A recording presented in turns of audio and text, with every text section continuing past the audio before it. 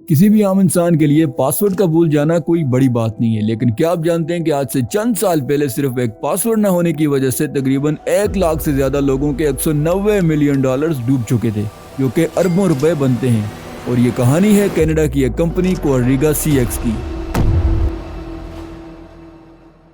इस कहानी की शुरुआत होती है साल 2013 में, जब कनाडा के एक शहरी जिराल्ड कॉटन ने क्वाड्रिगा CX के नाम से एक कंपनी बनाई। बेसिकली ये एक क्रिप्टो एक्सचेंज कंपनी थी, यानी इस एक्सचेंज के जरिए लोग डिफरेंट क्रिप्टो करेंसीज खरीद सकते थे और फिर इन करेंसीज को आगे डॉलर्स वगैरह में तब्दील कर सकते थे, जैसा कि आज के दौर में बाइनेंस और दूसरी एक्सचेंजेस करती हैं। इस वक्त जिराल्ड की उम्र सिर्फ 25 साल थी और अब आहिस्ता आहिस्ता इस कंपनी के यूजर्स बढ़ते जा रहे थे और सिर्फ 2014 में क्वाड्रिगा पर सिर्फ बिटकॉइन की 7.4 मिलियन डॉलर्स की वर्थ की ट्रेड हुई थी।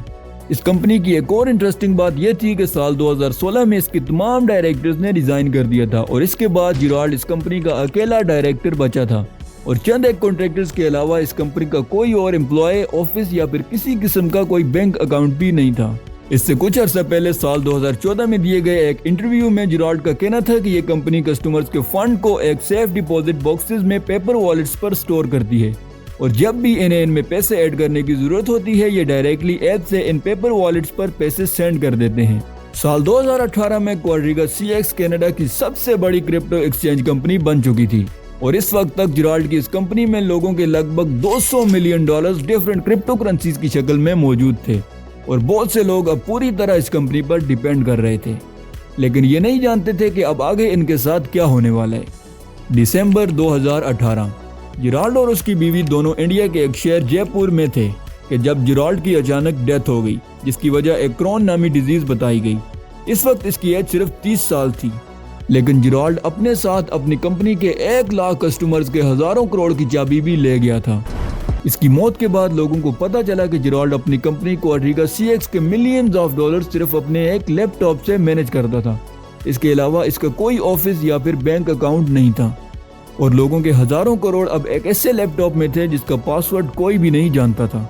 एक्चुअली जिराल्ड ने अपनी कंपनी के लाखों यूजर्स की तकरीबन 200 मिलियन डॉलर्स की क्रिप्टो करेंसीज अपने लैपटॉप में कोल्ड वॉलेट्स में स्टोर की हुई थी। कोल्ड वॉलेट्स किसी भी चीज को ऑफलाइन स्टोर करने के लिए एक स्टोरेज एरिया होता है जिसमें स्टोर डेटा इंटरनेट से कनेक्ट न होने की वजह से मोस्ट सिक्योर और सेफ होता है और इसे हैक भी नहीं किया जा सकता। अब जिराल्ड के लैपटॉप के कोल्ड वॉलेट का पासवर्ड भी सिर्फ वही जानता था जो कि इस दुनिया में नहीं था, लेकिन फिर किसी तरह एक्सपर्ट्स इसके लैपटॉप के पासवर्ड को ब्रेक करने में कामयाब हो गए और यहाँ कहानी में एक और ट्विस्ट आया